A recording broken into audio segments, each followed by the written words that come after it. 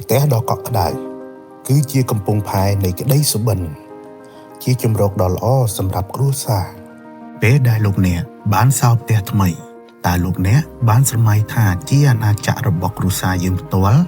តើវានឹងផ្ដល់ពណ៌សម្រាប់ជីវិតរបស់យើងដូចម្តេចខ្លះពីទទេដ៏មានអ្វីគ្រប់យ៉ាងគ្រប់ជំហានទាមទារភាពល្អិតល្អន់ការតុបតែងអចលនទ្រព្យមិនមែនគ្រាន់តែជាការតុបតែងប៉ុណ្ណោះទេវាគឺជាការយល់ច្បាស់ពីសោភ័ណភាពនៃជីវិតតែម្ដងដែលជាដំណើរឆ្ពោះទៅកាន់ផ្ទះក្នុងក្តីស្រមៃរបស់លោកអ្នកក្រុមអ្នករចនាប្រកបដោយវិជ្ជាជីវៈស្ដាប់នៅរាល់តម្រូវការរបស់លោកអ្នកចាប់ពីការកំណត់ទីតាំងរចនាបថរហូតដល់ប្លង់លម្អិតកាត់តាមតម្រូវការគ្រប់ជ្រុងនៃផ្ទះរបស់អ្នកការបៀកជញ្ជាំងសុទ្ធតែជាការបដិញ្ញាចិត្តដើម្បីឲ្យជីវិតរបស់អតិថិជនប្រកបដោយគុណភាពការកសាងប្រកបដោយតម្លាភាពការតាមដានវឌ្ឍនភាពក្នុងពេលវេលាជាក់ស្ដែងដូច្នេះហើយធ្វើឲ្យការរំពឹងទុកមិននៅឆ្ងាយទៀតទេ